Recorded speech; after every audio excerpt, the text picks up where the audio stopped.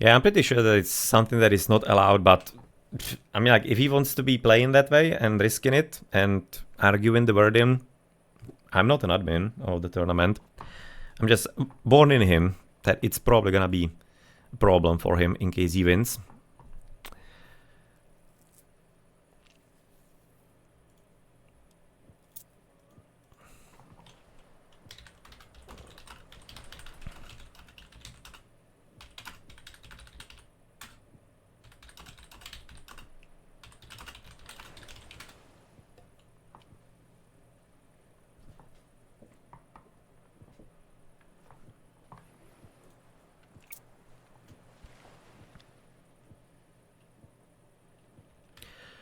Now at this point, since you're gonna be there for playing the game, then we can put in the score for the first one. It's gonna be a bit of a spoiler, I guess, maybe, but nonetheless, this is gonna be a decider. We're gonna be streaming the first game after to see what actually went about.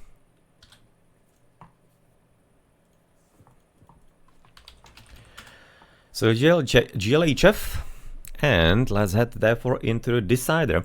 And Wesley Giuseppe, thank you for the follow. We are on 2-minute delay, of course, in general, so again, competitive games, so that's what we do here on the channel. And we're gonna be having Savannah, and of course, decent map for the raiding potential, and it's gonna be apparently double Lokis for the players. And we are going to be having decent amount of food here to begin with, so it seems like it might not be the low hunt variant of Savannah, which sometimes happens. You can see some berries in there instead of chicaneros.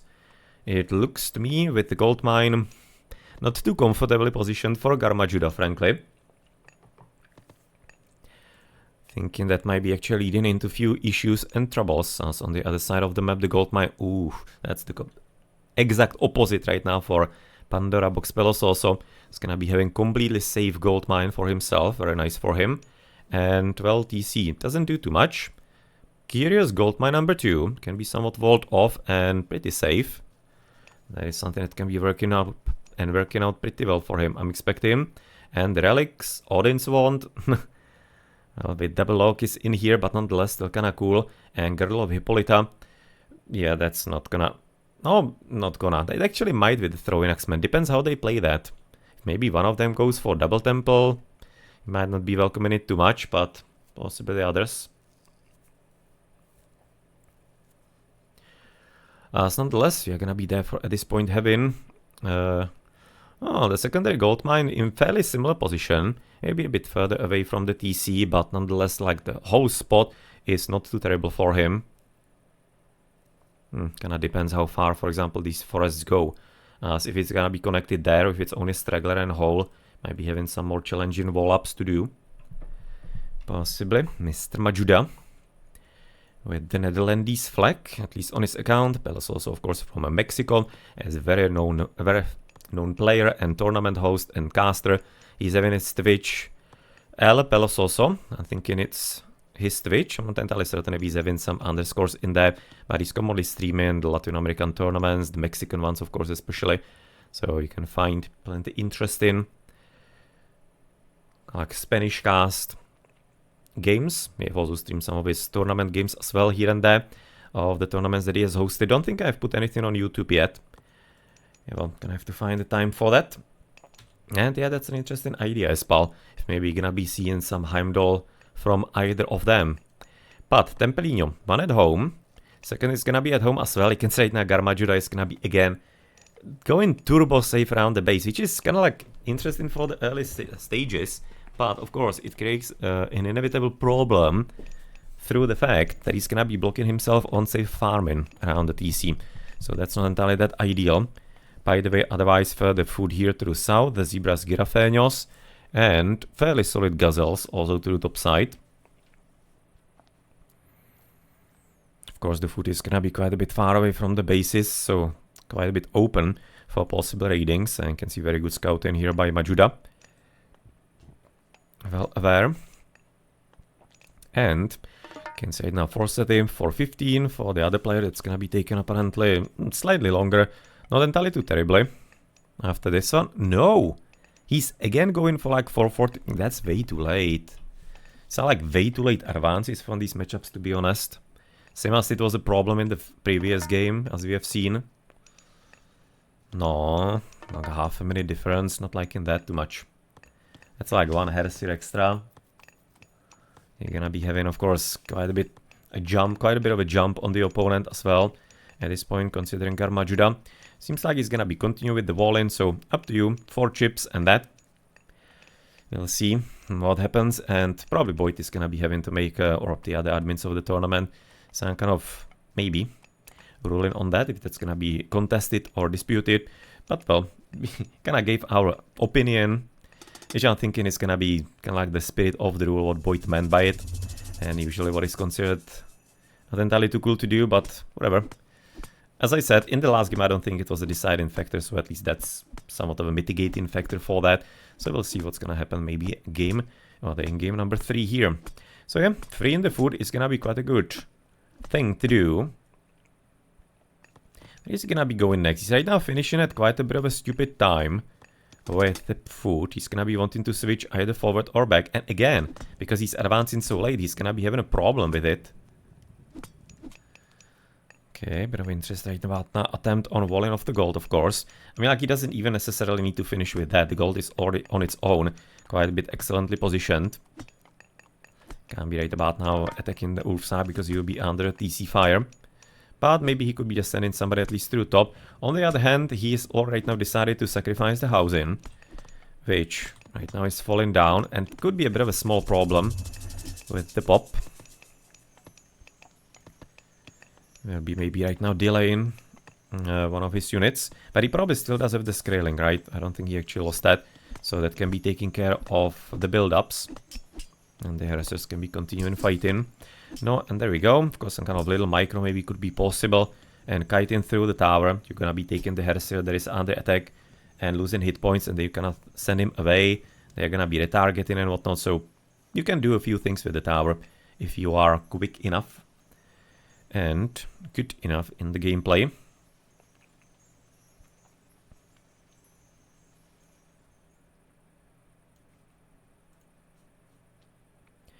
John Kettle Dancer. Okay. I mean, like, getting actually right now the relic home would be kind of nice. Yeah, exactly before Hall of Thanes. That's what I wanted to say in there, because it's 20% discount on everything, even the favor, for example. And 20%, that's 5th, he'll be saving 60 wood. That's not a small amount. That's like 2 houses. Almost, no, very much almost. 1.5, let's say. So that's not really too bad. It's an unfortunate right about now omission for him potentially. Seamund, Forge Hall and the others. Currently right now on the Poppy, 5460, you can see GarMadjuda. Again, that's like the difference in the advance time. Practically right about now working for him and in his favor. 1 and 1 so far. Going to be there for having nothing too much more here. Q Rentezo. Then just the Hersiers, not gonna be interested in throwing Axemen so far. And we're gonna be all the way to the top. Yeah, this is something that one Herser could be enough for. Willy fighting and one Herser should be enough, unless we get some kind of nasty spawn. But yeah, well, unfortunately not entirely noticing that.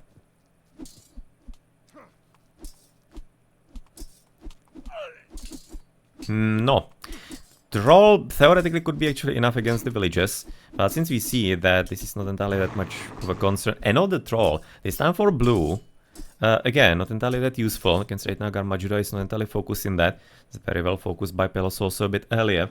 The red one, so you can say right now this is going to be resulting into a bit better result on the pop limit, but you can see 2 villages lost. Yeah, it's going to be starting to be felt here a bit trading on the map. By the way, to the top side, it's a lone zebra, not great. 2 lions potentially. No, he's gonna be having a very long trip if he wants to be going all the way down here, which he probably does. So, not entirely too enviable of that. And we are gonna be having also some further loss for Pelos also, which he can't entirely afford here. And fairly decent hit points for GarMadjuda so far. You can say now also Pelos also being housed, that also is not the best of situations. Missing right about now on new villages. Otherwise, not too terrible. Vault on the wood line in there. And yeah, unfortunately, he's not right now making any kind of new houses yet. I'm kind of thinking actually if it would be maybe even worthwhile to delete one of the trolls, because they're gonna be legitimately useless here against the Heresiers. They just really won't be doing too much. Like, yeah, like legit. Might be worthwhile to even delete at least one of them to solve the housing crisis temporarily at least. And for the moment, but yeah, oh, man, he's actually, yeah. He kinda saw it, of course, a bit more because you have having better vision, but nonetheless, damn.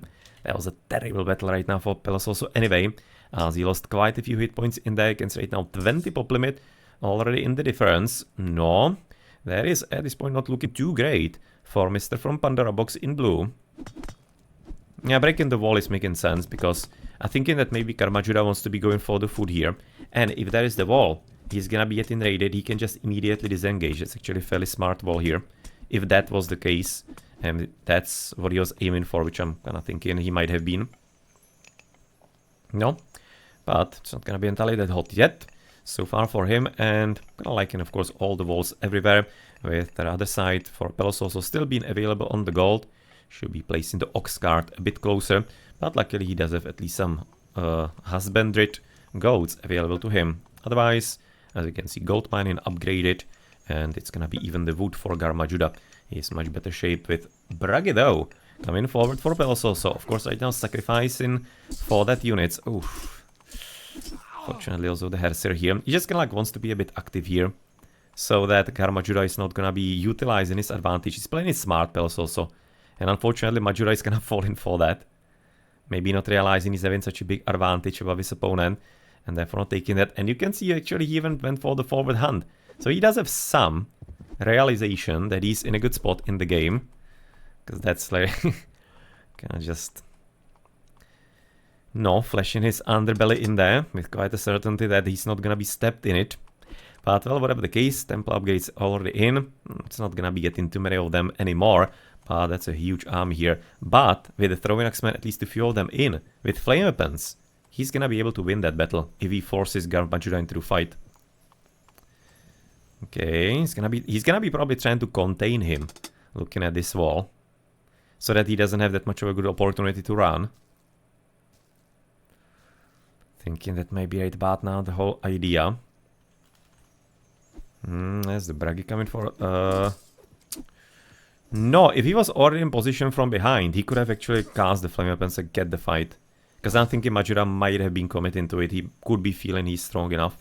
Especially if he would be fighting first there, flame weapons, and then the second party would be coming from the back. Then Majura would be definitely committed.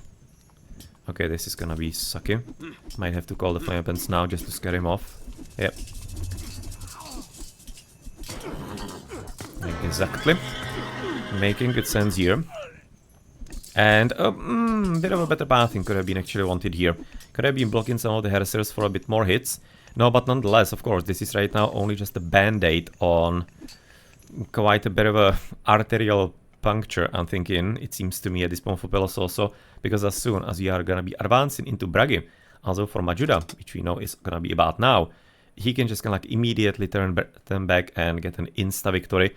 So yeah, at this point just kinda needs to be playing it carefully enough. Can see good trading at least to the bottom. Oh, that's an interesting build-up. Blocking Pelos also. Well done by GarMadjuda. And yeah, just like waiting the 10 seconds and then he can be casting his own if he needs to, but he's not gonna be needing to, I'm thinking, too much. Because Pelos also shouldn't be ready for a battle too seriously. And he shouldn't be probably wanting to even take it on. And another troll. I mean, like, are we getting even anything else today? Or today, this game rather. Don't even think so. Okay, Piggy coming forward. Not gonna be having that many upgrades, but still, he was a bit better than the opponent. By that one actually hand axe. Okay, gonna be finally having some reasonable food, but also so he's definitely not out yet.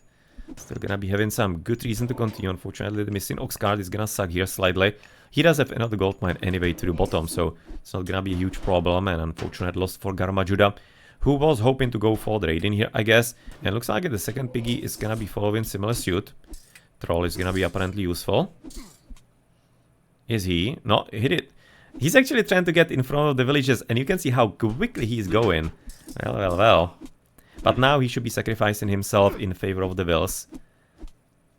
Just like going back and attacking and blocking, so the villagers are gonna be possibly having a chance not to be slowed down by being under attack. Would have been quite nice by flaming weapon arrows coming forward. Quite interesting to actually split armies, which could be making sense, because this army with flame weapons can be having a good fight here. The one to the top side as well. And then all the way here on the left side, that's gonna be a lot worse with the piggies though. That's not entirely too comfortable. But also 4 pigs could be taken out of TC quite a bit easily. So we'll see, because at this point it looks like there's gonna be damage on both sides. Pelos also was trying to get into Mythical Age, it feels to me. But we're not gonna be entirely yet in that position. No, and you can say, oh, the economists are just getting murdered for Pelos also. He was like 5 villages down compared to Majuda. Right now it's already at half. And it's getting worse and worse constantly. And yeah, he's gonna be having to right now commit to any kind of army he can actually get. And unfortunately, with units against all those many Hersiers with flame weapons on top of them, that's obviously not something that's gonna be helping him with the victory. And getting a spawn of Mountain Giant, also not entirely something he'll be probably preferring currently and now. But Piggy's trying to right now at least take down the TC should be succeeding. Just like one Hersier, that shouldn't be enough. And a Piggy further. Nice. But still, the amount of wills is gonna be quite a bit extreme here for Majuda above, and yeah, this is gonna hurt further. Anyway, TC at least gone, which is somewhat maybe of a concerning, comforting thought for Pelos also, because he can be right now replacing villages, and it's gonna be blocking the possibility of Mythical Age for Majuda, because considering the attack here and somewhat limited losses for Red, he could be probably thinking there is a chance that Mythic might not be too far away. But well, looks like the commitment is in. Nothing further. And Dax pickaxe. Nothing on the units either, and the Verigeros are gonna be probably still only on the pickaxe, of course. Nothing really new, and again, can say that the shared gathering and the one pig doing, well, quite a bit of a god's work at this point here, with plenty Pelos also doing the same here. So are gonna be the ones from the town center and could be having some chance to block the economy further. And seems like that we're gonna be heading into similar territory as in the previous game. It's kind of like all over the place and really just like undecided yet. Even though we do see quite a bit of evident edge, it definitely isn't beyond being throwable. That's definitely not that far yet. Frisas rune, nice. Can see still the economy at about like a double. With the TC right now finished. But it was fairly important investment because again, with those resources he might have been even eyeing the Mythic. And now, yeah, well, he's gonna be keeping actually the army running after him. It's a mistake right now by Majuda. Shouldn't be allowing that to happen. Smart play by Pelos also. Should be kind of splitting them, having that one run away, second sacrificed. And he can be just taking most of the Hersiers and go for some kind of attacks and raidings. Shouldn't be just gonna chasing after the pigs because he legitimately needs only a few units to deal with them. It's kind of like the maximum he needs. Maybe could be even repairing here at least partly. So no need to waste the whole army on that. But yeah, he'll be wishing to get the Mythical Age, but not gonna be able to get in. And considering, of course, the pop limit right now reached by Majuda, whereas Pelos also at only 70, that's also bringing right now the problem that he can't be getting resources outside of his base too much, because he doesn't have a way to protect them properly. Especially, for example, if he was interested in the hunt here, that would have been also kind of nice. Trying to respond in kind to Majuda with using the tools from his own and from his basically same toolbox. From the same toolbox, and finally gonna be having some reasonable army back. Again, I mean, like, fortunately plenty of pigs that also don't have exactly all that many hit points. Really, Pelos also needs to be really fighting this. If he's gonna be really fighting, he can theoretically actually get the victory even with so many Mythionies here. Should be somewhat fine, but rather it's gonna be costing him all the villies anyway. Army is gonna be right now lost 2. Interesting little spawn here into the middle. And there's gonna be Majuda with Hell, and that's gonna be of course the game decider. If it's maybe not gonna be decided, even for example like here. Yep, everything gone. And Ainiar, cute spawn. It's gonna help even further here. And that's where the GG is gonna be there for a call. And that means that GarMadjuda is gonna be the one getting also the second victory in the match. And he's gonna be getting himself into round number 3 of the Champions League 3 hosted by Boit and the community. And therefore, congratulations. Good play. Very interesting, scrappy games between them. And, well, we're still gonna be having to have a look on the first game that we didn't catch properly. So, don't go anywhere. We are still having one game that hasn't been streamed from this match. To see what exactly happened there. I'm also very much curious about that. Okay, so let's have a look maybe on some last upgrades here. So obviously not gonna be too many things. Mountain Giants just destroying each other. Haven't entirely noticed if there still were some dwarfies for the Mountain Giant special animation. I don't think so, unfortunately. And just like, for all the years of casting, I don't think I've ever seen it, unfortunately. Never got lucky enough for it. Missing Plow currently, but nonetheless. The Mythical Age was the important part and we didn't even need to be getting through hell there. But post game is gonna be there for up. You can see, of course, score difference is gonna be on the evident side, collected from all the bits and pieces. You can see even some 15, 2.5, and 2.5, and some 2.5. So 5,000 resources more for GarMadjuda. That's a bit too much, of course. Same military count, curiously, but units lost, units killed. Of course, including plenty wills there. That's gonna be a whole different story, but same Heresiers. And even battle, I mean, like, seriously, that's fairly curious. Same military count, same battle bars, practically the same Heresiers. I always like those similarities when they are found, but yeah, well, that's unfortunately the problem, but it even began before, unfortunately. Simply GarMadjuda in a better shape. And again, I'm really thinking it can be all traced to the difference in the advances. It's like half a minute difference in the advance. You can see the quicker advance really does work pretty well. Don't be afraid of it and don't play unnecessarily too slow. Especially in 1v1s like these, it can then unfortunately cost you. But nonetheless, congratulations to GarMadjuda on the advance into the second round of the Champions League 3 qualification. And good luck there. No end to Pandora Box Pelos also. Fun games. We're still gonna be seeing the first one to see what kind of fun between the players was to be had there. And good luck in further games and tournaments as well. And hope to see you on some more of those. Of course, good luck on your streams. And everybody follow him as well. I think he's having Pelos also. Twitch, if I'm not mistaken. Let me have a look if I can find out. Twitch TV and Pelos also. Maybe he's having just like Pelos also.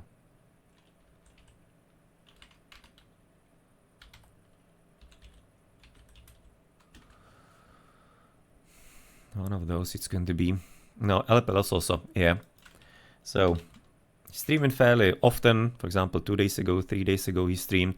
So, can find some interesting games there. And he is also commonly streaming some tournament games, some show matches. I can see some Temista versus Gabo, the Pandora Boys guys. So you can find some cool games on his Twitch. And he's also hosting tournaments. So GG.